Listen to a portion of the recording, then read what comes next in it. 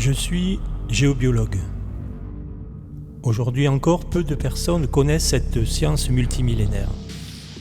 La géobiologie a débuté avec les hommes premiers, à l'origine du mégalithisme, de l'érection des menhirs et des dolmens. Cette science était l'apanage des initiés, qui plus tard deviendront constructeurs de temples, de chapelles et de cathédrales. Rien n'a été réalisé sans se référer à la géobiologie. Aujourd'hui, certains utilisent le terme domothérapie. Je suis aussi bioénergéticien. Ces deux disciplines sont intimement reliées. La géobiologie s'intéresse aux fluctuations des énergies liées à la Terre et à l'univers.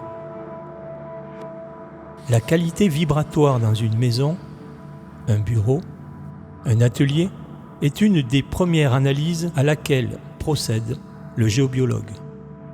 Identifier, évaluer, harmoniser les énergies pour créer une vibration optimum. C'est ce que fait aussi le bioénergéticien. Au lieu de chercher les courants d'eau, les failles, les points pathogènes comme le géobiologue, il recherche les courants d'énergie le long des méridiens. Le bioénergéticien recherche les points de blocage de l'énergie, les nœuds, etc. Tous deux sont à l'écoute de l'énergie vitale que les Chinois ont appelée Qi, Ki par les Japonais, Prana par les Hindous et lumière biophotonique par les Occidentaux. Le géobiologue apporte des solutions concrètes afin de rétablir l'équilibre énergétique au sein des espaces de vie, de loisirs, de travail et surtout de repos et de sommeil. De la qualité de notre sommeil dépend notre santé globale, tant physique qu'émotionnelle et mentale. Même notre joie de vivre et de créer sont intimement liées à la qualité de notre sommeil.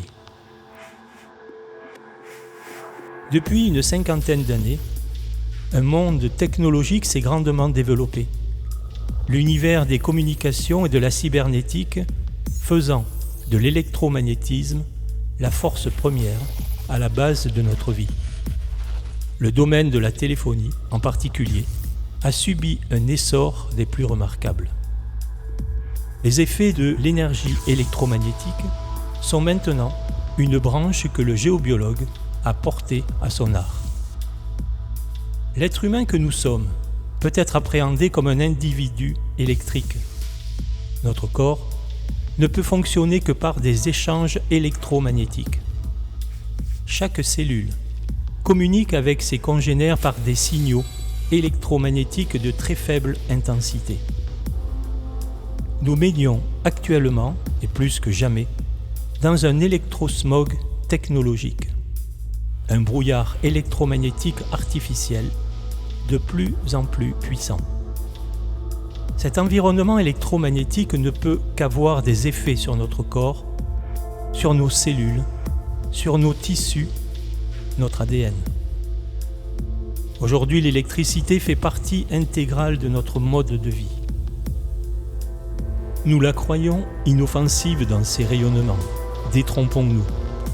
Nous oublions qu'il est important de gérer notre exposition à ce type d'ondes dites de basse fréquence.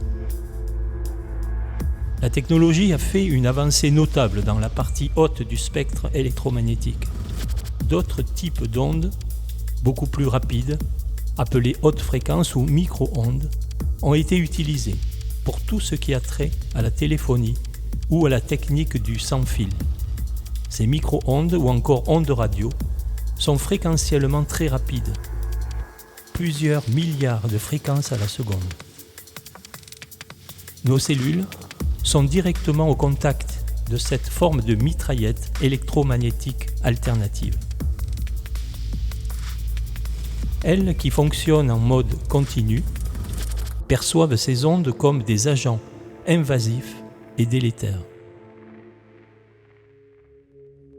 La téléphonie mobile a évolué très rapidement ces dernières années. Et voilà la 5G à notre porte. L'été 2020 verra son lancement officiel après quelques mois d'essai. Il est très intéressant et parlant de voir que durant la pandémie due au Covid-19, les opérateurs téléphoniques ont été autorisés à continuer d'installer antennes et relais. Pour fonctionner, un réseau mobile s'appuie sur un réseau d'antennes gérant des fréquences. Les fréquences numériques utilisent des bandes leur permettant la transmission des données. Tous les systèmes en place nous soutirent des données. Ces données ont une immense valeur marchande et sécuritaire.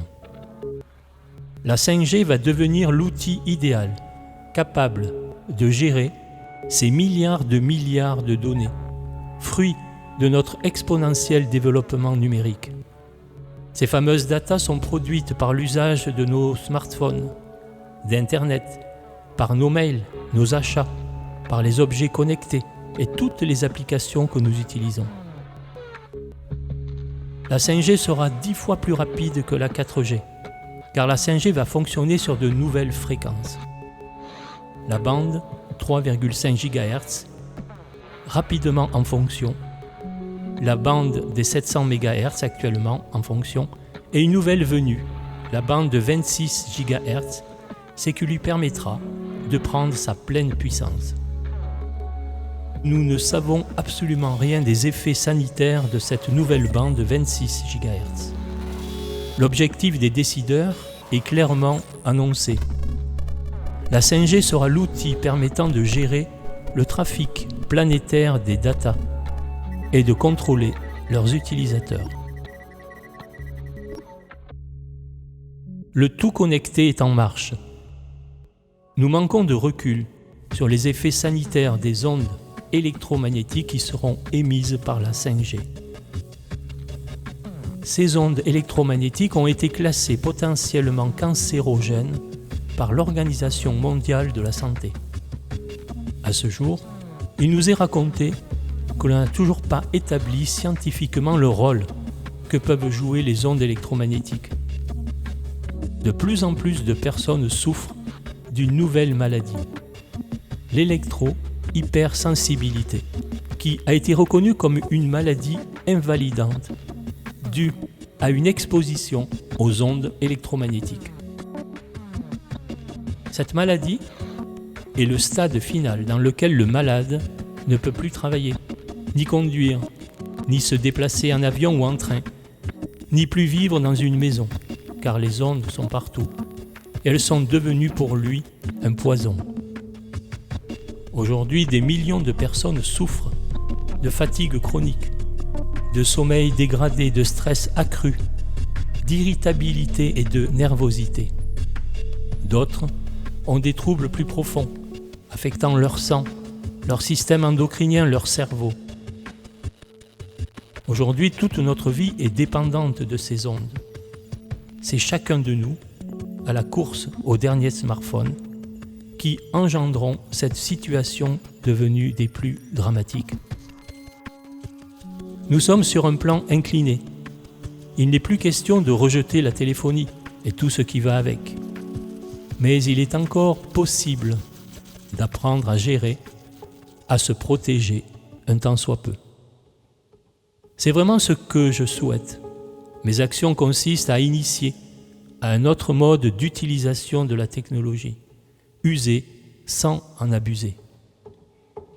Les ondes électromagnétiques sont comme un poison, invisible, inodore, incolore, silencieux, et pourtant mortel si nous dépassons la dose.